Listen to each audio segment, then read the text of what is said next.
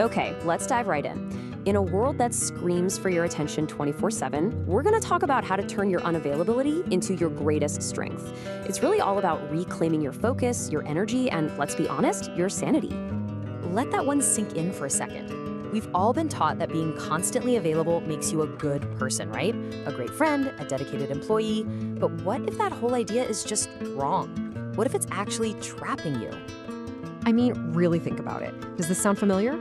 You're the person everyone calls, but only when they're in a crisis. You're the one who gets those last-minute requests because they just know you'll say yes. If you feel like an emergency button that people just push for a quick fix, then you are absolutely in the right place. So first, let's really unpack this idea we're calling the availability prison. We're going to get into the very real, very high costs of being constantly on call for everyone and everything around you. You know, since we were kids, we've been programmed with this idea that our value is tied to how accessible we are. Say yes when you mean no, answer that text in 5 seconds flat. But here's the harsh reality. When you're always available, you become predictable. And that predictability, well, it kind of turns you into a tool, something people use and then just set aside the moment they get what they need. And what does this lead to? It's something pretty profound: self-abandonment. It's this subtle thing where you're so busy being a supporting character in everybody else's movie that you completely forget to be the star of your own life. You basically just vanish from your own life. Okay, so that's the problem. But what's the solution? It lies in harnessing the power of unavailability. And listen, this is not about being rude or selfish, not at all. It's about being strategic. It's about reclaiming your own energy. This right here is the absolute key. Just imagine it. You stop having that knee-jerk reaction to every little thing. Instead, you choose a calculated silence. In that one simple act, you don't just save your energy, you completely flip the script. You actually force people to see you as more than just a resource, but as a person with real depth. So the huge difference here is between a reaction and a response. A reaction, that's just an automatic reflex, It's driven by emotion, and man, it is draining. But a response is a conscious choice. It's calculated. It puts you right back in the driver's seat. It's how you take your power back. And this is where things get really interesting. When you stop being this constant, predictable presence, your absence, it creates a kind of vacuum. People notice. The whole energy of a room can shift. Your silence starts speaking way louder than your reactive words ever could. So why is this so powerful? What is actually going on in our brains and in our relationships that makes this work? Let's get into the psychology behind this whole idea of strategic silence. I want you to think of your mind, your psyche, like a phone battery. It's got a finite charge, right?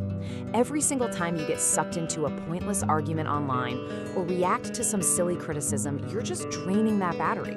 You're spending your precious inner strength on things that give you nothing back. The great psychologist Carl Jung, he just nailed it when he said, "What you resist persists." When you're constantly fighting and reacting to toxic people or situations, you're actually tying yourself to them even tighter. The real power isn't in winning the fight, it's in choosing not to even step into the ring. Now, a little heads up. Get ready for some pushback.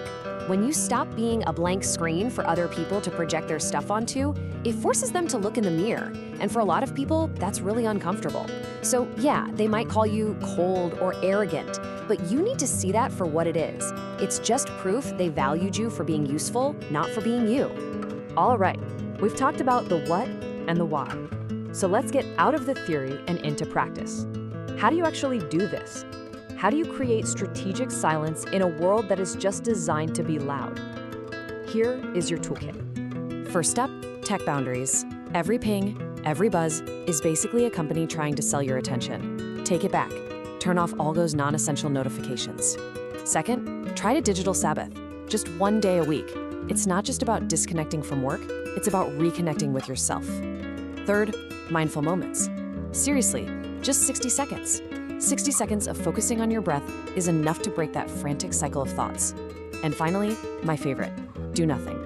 Our culture is terrified of being bored, but I'm telling you, it's in those so-called unproductive moments that the best ideas finally have a chance to show up. Now look, these practical steps, they're not just life hacks. They're actually training for a much, much deeper goal, which is finding what we'll call your deep I.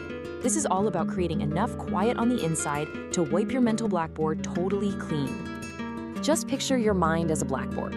Most of the time, it's completely covered in this chaotic mess of scribbles, to-do lists, worries, random thoughts, bits of songs. With all that noise, how could any truly important thought ever get through? I can't. So cultivating this internal silence, being strategically unavailable, it's like taking a big eraser and just wiping that whole blackboard clean. You're creating the space, the clean slate, that you need for real clarity and creativity to finally bubble up. And in that clean, quiet space, that's where you can connect with the deep I. This isn't your personality, it's not your job title, it's not your history. It's the core of who you are. It's that still, alert, alive presence that you can feel in the tiny gap between two thoughts. So to put it really simply, your surface I, that's your day-to-day identity, your job, your memories, your plans for the weekend. The deep I, that's the timeless part of you, the aware presence that is just here, right now. And the goal is to spend a little more time with that deeper self. Okay, as we start to wrap up, let's make this super real.